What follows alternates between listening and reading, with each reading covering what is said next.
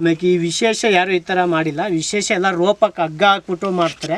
ಹಗ್ಗ ಹಾಕಿದರೆ ಈ ಸೈಡ್ಗೆ ಈ ಥರ ಎತ್ಬಿಟ್ಟು ನೋಡೋಕ್ಕಾಗಲ್ಲ ಅಂತ ನಾವು ಈ ಥರ ಕಡ್ಡಿಗೆ ಹಾಕ್ಬಿಟ್ಟು ಈ ಥರ ನಮ್ಮ ಮೆಥಡಲ್ಲಿ ಈ ಥರ ಮಾಡ್ಕೊಂಡಿರೋದು. ಒಂದು ಪರ್ಲ್ ಇದು ಒಂದು ಪರ್ಲ್ ಈ ಥರ ಬಂದರೆ ಇದೆ.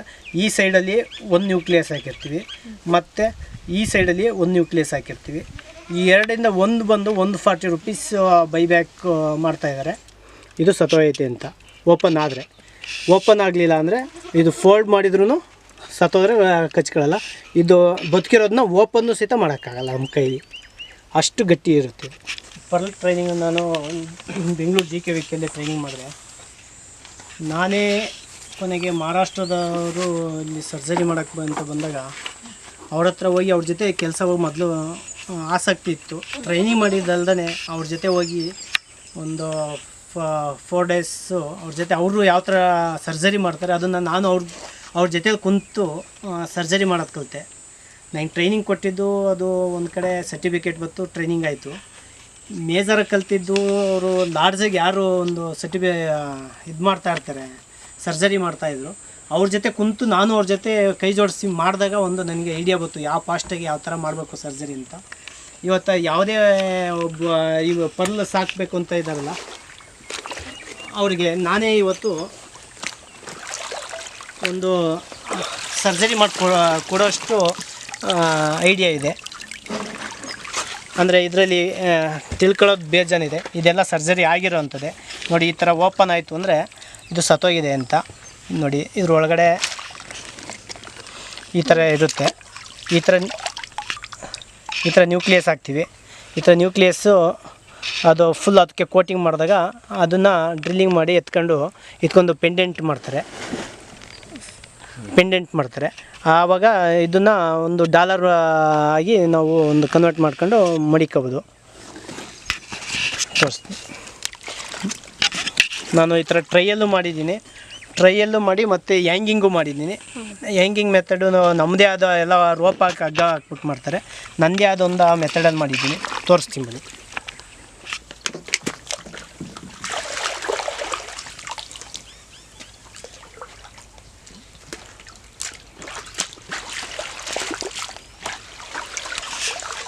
ಈ ಥರ ಹ್ಯಾಂಗಿಂಗ್ ಮಾಡಿರೋದು ನಾನು ಏನಕ್ಕೆ ಈ ಥರ ಸ್ಟಿಕ್ ಹಾಕಿ ಒಂದು ಕೋಲ್ ಹಾಕಿ ಹ್ಯಾಂಗಿಂಗ್ ಮಾಡಿರೋದು ಅಂದರೆ, ಈ ಥರ ಹ್ಯಾಂಗಿಂಗ್ ಮಾಡಿದಾಗ ನಾವು ಯಾವ ಬೇಕಾದ್ರೂ ಎತ್ಕೋಬೋದು. ಈ ಥರ 2 ವಾಟರ್ ಕ್ಯಾನ್ ಕಟ್ಟಿದ್ದೀನಿ, ತೇಲ್ತಾ ಇರುತ್ತೆ. ನೀರು ಡೌನ್ ಆದ ತಕ್ಷಣ ಹಂಗೆ ಒಳಗೆ ಹೋಗುತ್ತೆ, ನೀರು ಲೋಡ್ ಆದ ತಕ್ಷಣ ಮೇಲ್ಗಡೆ ಬರುತ್ತೆ. ಇದು ನನ್ನ ಬಯೋಫ್ಲೆಕ್ ಒಂದು ಇಸ್ರೇಲ್ ಮಾದರಿ ಮಾಡಿರೋದು. ಇಲ್ಲಿ ಓವರ್ ನೀರು ಆದ ತಕ್ಷಣ ಇಲ್ಲಿ ನೀರು ಔಟ್ ಗೋಯಿಂಗ್ ಆಗುತ್ತೆ. ಅಲ್ಲಿ ಓಪನ್ ಮಾಡಿದರೆ ಬರೀ ಕಸ ಮಾತ್ರ, ಡಸ್ಟ್ ಮಾತ್ರ ಹೊರಗಡೆ ಹೋಗುತ್ತೆ.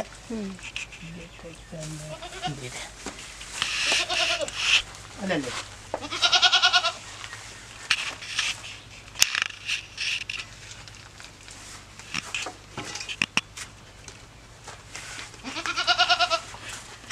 ಇದು ಯಾವ ಥರ ಟ್ಯಾಂಕ್ ಮಾಡಿದ್ವಿ ಅಂದರೆ, ಈಗ ಮಳೆ ಬಂದು ನಾವೇನು ನೀರನ್ನ ಓಪನ್ ಮಾಡಬೇಕು, ಅಲ್ಲಿ ನೀರು ಜಾಸ್ತಿ ಆಯಿತು ಅಂತ ಏನು ಅವಶ್ಯಕತೆ ಇಲ್ಲ.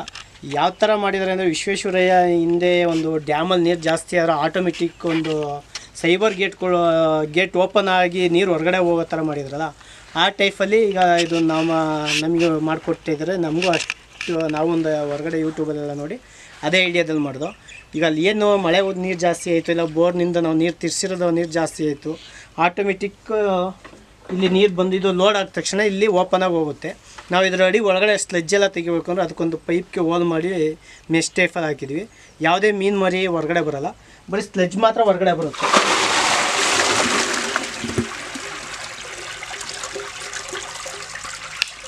ಈ ಥರ ಸ್ಲೆಜ್ ಮಾತ್ರ ಬರುತ್ತೆ. ಈ ಸ್ಲೆಜ್ಜೆಲ್ಲ ನಮಗೆ ಕೃಷಿ ಹೊಂಡಕ್ಕೆ ಹೋಗುತ್ತೆ, ಗೊಬ್ಬರದ ನೀರು. ಅಲ್ಲಿಂದ ಒಂದು ಮೋಟ್ರ್ ಹಾಕೊಂಡಿದ್ವಿ, ತೋಟಕ್ಕೆಲ್ಲ ಇದೇ ನೀರು ನಾವು ಬಳಸೋದು. ಏನಕ್ಕಪ್ಪ ಅಂದ್ರೆ ನೀರು ಯಾವುದೇ 1 ಲೀಟ್ರ್ ನೀರನ್ನು ಸಹಿತ ವೇಸ್ಟ್ ಮಾಡಲ್ಲ ನಾವು. ಅದರಿಂದ ನಮಗೆ ಇದೇ ನೀರಿನಿಂದ ತೋಟಕ್ಕೆ ಯೂಸ್ ಮಾಡ್ತಾಯಿದ್ವಿ. ಡೈರೆಕ್ಟಾಗಿ ತೋಟಕ್ಕೆ ಹೊಡೆದು ತೋಟನೂ ಮೇಂಟೈನ್ ಮಾಡ್ಬೋದು. ನಾವು ಬೋರ್ನಿಂದ ನೀರನ್ನ ಇದಕ್ಕೆ ಹೊಡೆದು ಇದರಿಂದ ನೀರನ್ನ ಇದ್ರ ಕಸ ಇದ್ರಲ್ಲಿ ನೀರು ಎಲ್ಲನೂ ಸೇರಿಸಿ ಇದು ಕುಡಿತಾಯಿದ್ವಿ, ತೋಟ ಕುಡಿತಾಯಿದ್ವಿ. ಈ ಥರ ಹಿಂಗೆ ನಾವು ಲಾಕ್ ಮಾಡಿದ ತಕ್ಷಣ ಓವರ್ಲ್ಯಾಪ್ ಆಗಿ ಈ ಥರ ಇನ್ನು ಮೇಲ್ಗಡೆ ಬರುತ್ತೆ.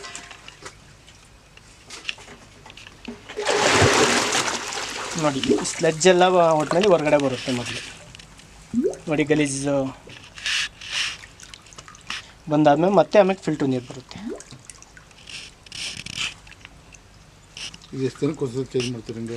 ನೀರೇನು ಚೇಂಜ್ ಮಾಡಲ್ಲ, ಅಂದರೆ ಸ್ಲೆಡ್ಜ್ ಒಳಗೆ ಡೈಲಿ ನಾವು ಬಂದಾಗ ಒಂದು 1 ನಿಮಿಷ ಹಿಂಗೆ ಓಪನ್ ಮಾಡ್ತೀವಿ. ಸ್ಲೆಡ್ಜ್ ಮಾತ್ರ ಆಚೆಗೆ ಬರುತ್ತಲ್ಲ ಸಾಕಷ್ಟೇ, ನೀರು ಕ್ಲಿಯರ್ ಆಗುತ್ತೆ, ಆಫ್ ಮಾಡ್ತೀವಿ.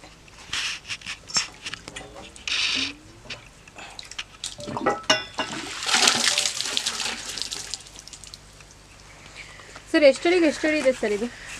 ಇದು 60 ಅಡಿ ಲೆಂತ್ ಇದೆ, 40 ಅಡಿ ಅಗಲ ಇದೆ, 40-60 ಅಡಿ ಇದೆ. ಸರ್ ವೆದರ್ ಕಂಟೆಂಟ್ ಯಾವ ರೀತಿ ಇರಬೇಕು ಸರ್? ವೆದರ್ ಕಂಟೆಂಟ್ ಏನಿಲ್ಲ, ಇದು ಸೇಮ್ ನಾವು ಮನುಷ್ಯ ಯಾವ ಥರ ಇರ್ತೀವಿ ಅದೇ ಥರ ಇರಬೇಕು. ನಾವು ಈ ಥರ ಫೋಲಲ್ಲಿ ಎಂತಕ್ಕೆ ಮಾಡಿದ್ವು ಅಂದರೆ ಟ್ರೈಯಲ್ಲೂ ಮಾಡಿದ್ವಿ, ಫೋಲಲ್ಲಿ ಮಾಡಿದ್ವಿ. ಫೋಲಲ್ಲಿ ಚೆನ್ನಾಗಿ ಫಿಲ್ಟ್ರ್ ಆಗುತ್ತೆ, ಚೆನ್ನಾಗಿ ಬದುಕ್ತಾ ಇದೆ, ಪರವಾಗಿಲ್ಲ. ಇದು ಈ ಥರ ನಮಗೆ ಬೇಕು ಅಂದಾಗ ಈ ಥರ ಇದನ್ನ ನೋಡಿ ಎತ್ಕೊಂಡು ಎಲ್ಲ ನೋಡ್ಬೋದು. ಸರ್ ನಿಮ್ಗೆ ಹೆಂಗೆ ಗೊತ್ತಾಗುತ್ತೆ ಅದ್ರಲ್ಲಿ ಬದುಕಿದೆಯಾ ಇಲ್ಲ ಅನ್ನೋದು?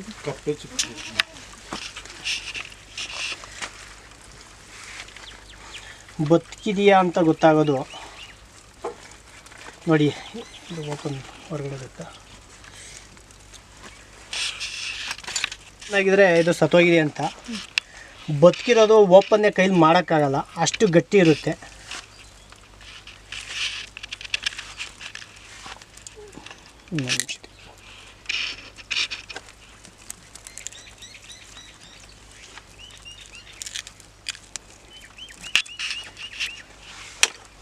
ಈ ಥರ ಬದುಕಿರೋದನ್ನು ಏನು ಮಾಡಿದ್ರು ನಾವು ಕೈಲೆಲ್ಲ ಯಾವ ಥರ ಉಗ್ರಲ್ಲಿ ಹಾಕಿ ಈ ಥರ ಇದು ಮಾಡಿದ್ರು ಇದು ಓಪನ್ ಆಗೋಲ್ಲ. ಇದು ಇದರೊಳಗಡೆ ಅನಿಮಲ್ಸ್ ಜೀವಂತವಾಗಿದೆ ಅಂತ ನಮಗೆ ಅರ್ಥ.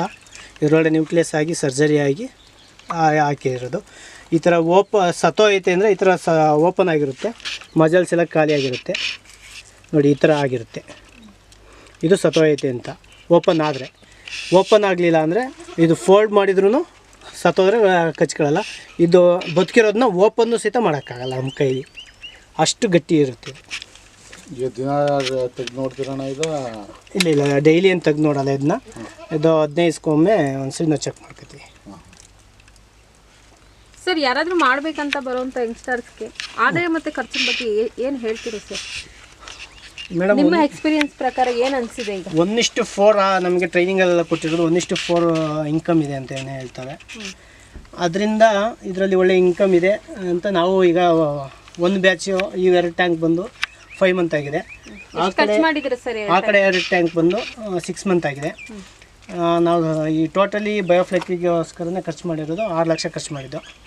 ಟೋಟಲ್ ಒಂದು 7 ಲಕ್ಷ ಪ್ರಾಜೆಕ್ಟ್ ಇದು. ನಮ್ಮ ಸರ್ಕಾರದಿಂದ 3 ಲಕ್ಷ ಕೊಟ್ಟಿದ್ರು. ಅದರಲ್ಲಿ ನಾವು ಮೊದಲು ಫಿಶ್ ಮರಿಗಳು ಸಾಕ್ತೋ, ಇದು ನಾವು ಹೊಸ ಪ್ರಾಡಕ್ಟ್ ಅಂದ್ಬಿಟ್ಟು ಈ ಥರ ಪರ್ಲ್ಸ್ ಸಾಕ್ತಾಯಿದ್ವಿ. ಅಂದರೆ ಇದರಲ್ಲಿ ಪರವಾಗಿಲ್ಲ. ಒಂದು ಮುತ್ತು ಬಂದರೆ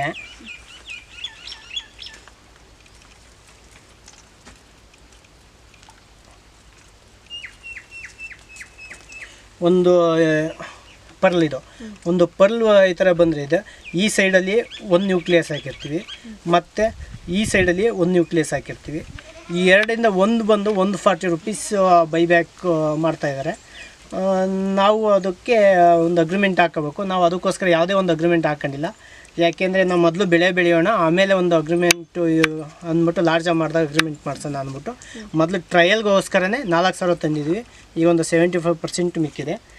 ಒಂದು 4,000 3,000 ಬದುಕಿದೆ. ಇನ್ನು ಮುಂದೆ ಇನ್ನು ಏನಾಗುತ್ತೆ ಅದ್ರ ಮೇಲೆ ನೋಡ್ಕೊಂಡು ಮುಂದೆ ಲಾರ್ಜಾಗಿ ಮಾಡಬೇಕು ಅಂತ ಒಂದು ಇನ್ವೆಸ್ಟ್ ಎಷ್ಟು ಮಾಡಿದೆ ಸರ್ ಇದಕ್ಕೆ? ಈಗ ಒಂದು ಪೀಸ್ ನಮಗೆ 40 ರೂಪಾಯಿ ಬಿದ್ದಿದೆ ಮೇಡಮ್. ಸರ್ಜರಿ ಮತ್ತು ನಾವು ಮಾಡಿರೋ ಸರ್ಜರಿ ಮತ್ತು ಪರ್ಲು ಇದರೊಳಗಡೆ ಹಾಕಿರೋ ನ್ಯೂಕ್ಲಿಯಸ್ಸು ಅಷ್ಟು ಟೋಟಲು ನಾವೇ ಮಾಡಿರೋದ್ರಿಂದ ಒಂದು 35ಇಂದ 40 ರೂಪೀಸ್ ನಮಗೆ ಒಂದು ಕಾಸ್ಟ್ ಬಿದ್ದಿದೆ. ಅದರಿಂದ ಒಂದು 4,000ಕ್ಕೆ 1,60,000 ರೂಪಾಯಿ ಖರ್ಚು ಬಿದ್ದಿದೆ ಮೇಡಮ್. ಮೇವು ಹೆಂಗೆ ಹಾಕ್ತೀರಾ? ಮೇವು ತೋರಿಸ್ತೀವಿ. ಮೇವು ಹಾಕೋದು ಅಂದರೆ ನಾವು ಡೈರೆಕ್ಟಾಗಿ ಇದಕ್ಕೆ ಮೇವು ಹಾಕೋಲ್ಲ, ಎಲ್ಲ ರೆಡಿ ಮಾಡ್ಕೊಂಡು ವಾರಕ್ಕೊಮ್ಮೆ 5 ಲೀಟ್ರ್ ಇದನ್ನು ಹಾಕ್ತೀವಿ. 5 ಲೀಟ್ರು ಸಗಲಿ ಮತ್ತು ಹಿಂಡಿ ಎರಡನ್ನು ಕರಗಿಸಿಟ್ಕೊಂಡು 5 ಲೀಟ್ರ್ ಇದನ್ನ pH ಲೆವೆಲ್ ಚೆಕ್ ಮಾಡ್ಕೊಂಡು ಹಾಕ್ತೀವಿ. ಆಮೇಲೆ ಈ ವಿಶೇಷ ಯಾರು ಈ ಥರ ಮಾಡಿಲ್ಲ. ವಿಶೇಷ ಎಲ್ಲ ರೋಪಕ್ಕೆ ಹಗ್ಗ ಹಾಕ್ಬಿಟ್ಟು ಮಾಡ್ತಾರೆ. ಹಗ್ಗ ಹಾಕಿದರೆ ಸೈಡ್ಗೆ ಈ ಥರ ಎತ್ಬಿಟ್ಟು ನೋಡೋಕ್ಕಾಗಲ್ಲ ಅಂತ ನಾವು ಈ ಥರ ಕಡ್ಡಿಗೆ ಹಾಕ್ಬಿಟ್ಟು ಈ ಥರ ನಮ್ಮ ಮೆಥಡಲ್ಲಿ ಈ ಥರ ಮಾಡ್ಕೊಂಡಿರೋದು. ಬೇಕು ಅಂದರೆ ಎತ್ತಿ ನೋಡಿಬಿಟ್ಟು ಒಳಗಡೆ ಹಾಕ್ಬೋದಲ್ಲ ಅಂತ ಈಸಿಯಾಗಿ, ಅದಕ್ಕೆ ಈ ಥರ ಮಾಡಿದ್ವಿ ಮೇಡಮ್. ಆಮೇಲೆ ಯೂಸು ಯಾರಾದರೂ ಮಾಡೋ ಅಂತಾರಿದ್ರೆ ಈಗ 500,000 ಯಾರೂ ಬಂದು ನಿಮಗೆ ಸರ್ಜರಿ ಯಾರೂ ಮಾಡಿಕೊಡಲ್ಲ. ಇದು ಮಹಾರಾಷ್ಟ್ರದಿಂದ ಕರೆಸ್ತೀವಿ ಮತ್ತು ಕಲ್ಕತ್ತಾದಿಂದ ಕರೆಸ್ತೀವಿ ಅಂತಂದರೆ ಅವ್ರದ್ದೇ ಅಗ್ರಿಮೆಂಟ್ ಇರುತ್ತೆ, ಅವ್ರದ್ದೇ ಎಲ್ಲ ಬೈಬ್ಯಾಕ್ ಎಲ್ಲ ಇರುತ್ತೆ. ಅವ್ರೊಂದು ಪೀಸ್ಗೆ 50 ರೂಪಾಯಿ ಫಿಕ್ಸ್ ಮಾಡ್ತಾರೆ. ಆಮೇಲೆ 1,000 2,000 ಬಂದು ಮಾಡಲ್ಲ. ಅವ್ರು ಕಮ್ಮಿ ಅಂದರೆ 10,000 ಅವ್ರಿಗೆ ಆರ್ಡ್ರ್ ಕೊಡಬೇಕು. 10,000 ಆರ್ಡ್ರ್ ಇತ್ತು ಅಂದರೆ ಬಂದು ನಿಮಗೆ ಬಂದು ಒಂದು ಸೆಟಪ್ ಮಾಡಿಕೊಟ್ಟು ಹೋಗುತ್ತಾರೆ. ಆ ಸೆಟಪ್ ಅಂದರೆ ನಿಮ್ಮದೆಲ್ಲ ಕೊಳಗಳೆಲ್ಲ ರೆಡಿ ಇರಬೇಕು. ಕೃಷಿ ಹೊಂಡ ಆಗಲಿ ಇಲ್ಲ ಈ ಥರ ಬಯೋಫ್ಲಕ್ ಆಗಲಿ ಎಲ್ಲ ರೆಡಿ ಇರಬೇಕು. ಆವಾಗ ನಿಮಗೆ ಒಂದು ಇದನ್ನು ಒಂದು ಸೆಟಪ್ ಮಾಡಿಕೊಟ್ಟೈತಾರೆ. ಅಂದರೆ 5,000 ಕಮ್ಮಿ ಅಂದರೆ ಅವ್ರು 10,000ಕ್ಕೆ ಹೈದ್ರಾಬಾದ್ನು ಮಹಾರಾಷ್ಟ್ರದವ್ರು ಬಂದು ನಿಮ್ಗೆ ಸರ್ಜರಿ ಮಾಡೋದು. ಈ 1,000 2,000 500 ನಮಗೆ ಟ್ರಯಲ್ಗೋಸ್ಕರ ಮಾಡ್ತೀವಿ ಅಂದರೆ ನಾನು ಸರ್ಜರಿ ಮಾಡೋದು ಕಲ್ತಿದ್ದೀನಿ. ಸರ್ಜರಿ ಮಾಡಿ ಅವರಿಗೆ ಮಾಡಿಕೊಡೋದನ್ನ ಮಾಡಿಕೊಡ್ತೀನಿ ಮೇಡಮ್. ಸರ್ಜರಿ ಮಾಡಿಕೊಡ್ತೀನಿ. ನೀವೇ ಮಾಡ್ಕೊಂಡು ನಾನೇ ಸರ್ಜರಿ ಮಾಡ್ಕೊಂಡು ಕಾಂಟ್ಯಾಕ್ಟ್ ಮಾಡಿದ್ರು ಮೇಡಮ್. ಇದ್ರ ಬಗ್ಗೆ ಒಂದು ಸ್ವಲ್ಪ ಟ್ರೈನಿಂಗ್ನು ಕೊಡ್ತೀನಿ. ಯಾವ ಥರ ಟ್ಯಾಂಕ್ ಮಾಡಿಸೋದು, ಟ್ಯಾಂಕ್ ಮಾಡೋ ಐಡಿಯಾನೂ ಇದೆ. ಮತ್ತು ಟ್ಯಾಂಕ್ ಮಾಡಿಸೋರು ನನ್ನ ಜೊತೆ ಇದ್ದಾರೆ. ಅವ್ರದ್ದೆಲ್ಲ ನಂಬರ್ ಕಾಂಟ್ಯಾಕ್ಟ್ ಕೊಡ್ತೀವಿ. ಮತ್ತು ಮುಂದೆ ನಿಂತು ಫಾರ್ಮ್ನು ಈ ಥರ ಸೆಟಪ್ ಮಾಡಿಕೊಡ್ತೀವಿ. ಅದನ್ನ ಪರ್ಲ್ಗಳನ್ನ ತರಿಸ್ಕೊಟ್ರೆ ಇದು ಮಜಲ್ಸ್ ಪರ್ಲ್ ನ್ಯೂಕ್ಲಿಯಸ್ ಎಲ್ಲ ಹಾಕಿ ಅವ್ರಿಗೆ ಸರ್ಜರಿ ಮಾಡಿಕೊಡೋದು ನಮ್ಮ ಕೆಲಸ ಮಾಡ್ಕೊಡ್ತೀವಿ ಮೇಡಮ್. ಅವ್ರದ್ದೇ ಸ್ಪಾಟ್ಗೆ ಹೋಗಿ ಮಾಡ್ಕೊಡ್ತೀವಿ. ಇಲ್ಲ ನಮ್ಮ ಸ್ಪಾಟಲ್ಲೇ ಬಂದು ಮಾಡಿಸ್ಕೊಂಡು ಹೋಗ್ತೀವಿ ಸರ್ಜರಿ ಅಂದರೆ ನಮ್ಮ ಹತ್ರ ಇಲ್ಲಿ ಆಕ್ಸಿಜನ್ ಎಲ್ಲ ಇದೆ. ಕ್ವಾರಂಟೈನೆಲ್ಲ ಇಟ್ಟು ಅವ್ರಿಗೆ ಅಬ್ಸರ್ವೇಷನಲ್ಲಿ ಇಟ್ಟು ಅವರಿಗೆ ಸರ್ಜರಿ ಮಾಡಿಕೊಡ್ತೀವಿ.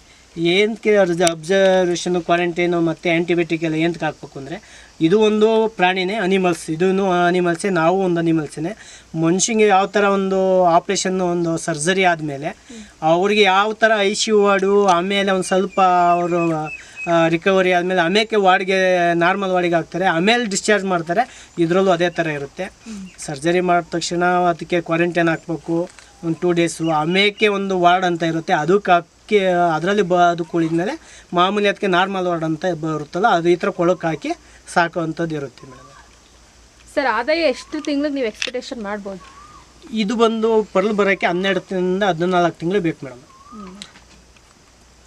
ಅಂದರೆ ರೈತಂಗೆ ಇದೊಂದು ತಾಳ್ಮೆ ಅನ್ನೋದನ್ನೇ ಕಲಿಸ್ತದೆ. ಯಾಕೆಂದರೆ ಮಾಮೂಲಿ ಯಾವುದೇ ಬೆಳೆ ಹಾಕಿದರೆ ಒಂದು 2 ತಿಂಗಳಿಂದನೂ ಕೆಲವೊಂದು ಕ್ರಾಪ್ಗಳಿದೆ. 2 ತಿಂಗಳಿಂದ 3 ತಿಂಗಳು, 3-4 ತಿಂಗಳು ಈ ಥರ ಕ್ರಾಪ್ಗಳಿರುತ್ತೆ. ಇದು ಆ ಥರ ಬೇಗ ಬರೋವಂಥ ಕ್ರಾಪ್ ಅಲ್ಲ.